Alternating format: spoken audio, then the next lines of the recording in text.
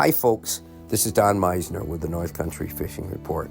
You know, at the Suffering New York City show that we were just at, one of the attractions there, and when we're running a booth, we don't really get a chance to see all the attractions, but I made sure we did at least a couple times.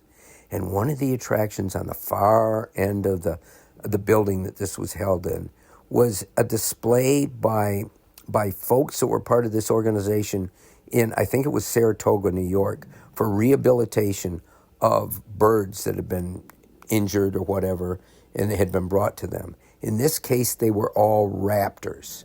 And so they had a turkey vulture there, and it was sitting on somebody's arm. And I said to them, "Are these birds really smart?"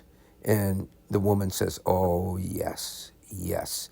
And she said it, and the turkey vulture looked down at her like, "Are you talking about me?" "Yep, that sounds a good thing to say."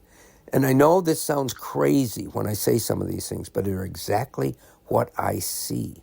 So then we went on from there to the next, which was one of the owls. And it looked at me just like an owl looks. It's really, you got to be real close to an owl to really experience the aura that comes off one of these birds as it's staring at you. You're wondering, what in the world is that bird thinking?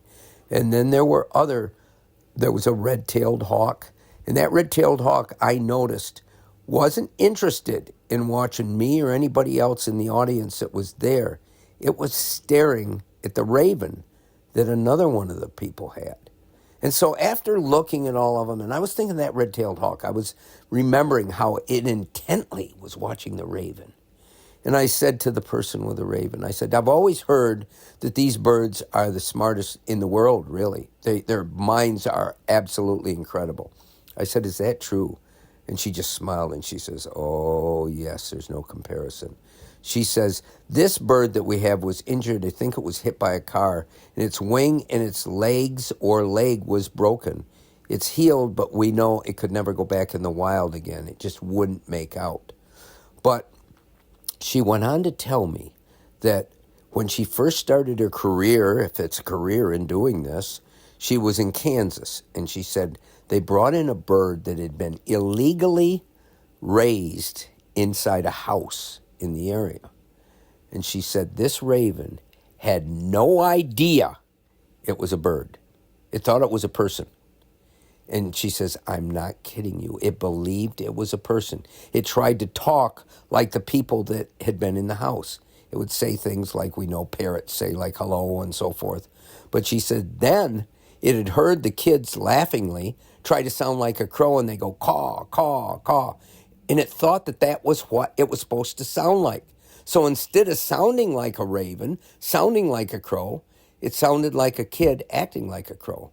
And it really illustrated the fascination that all you have to do is observe some of these animals and birds close up and really see that there's so much more there than you would ever dream. They have their own world, their own groups, their own language, and we take it for granted. We think they're just things that they're part of the backdrop of the world around us.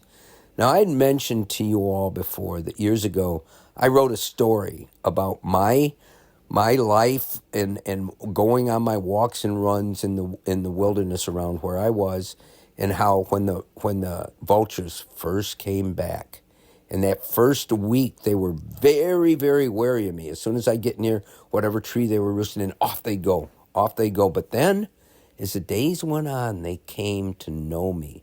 They recognized my face. They knew I wasn't there to do anything but share that space with them for those moments until I walked by.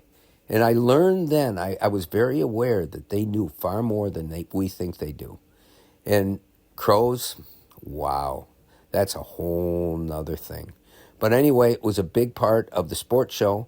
It was, see, when I go to these shows, I'm always trying to learn. I'm always trying to come back with new ideas and new things that have touched my life that make me a little bit different than before I went. And this was one experience, seeing these birds, that I'm sure I'll remember.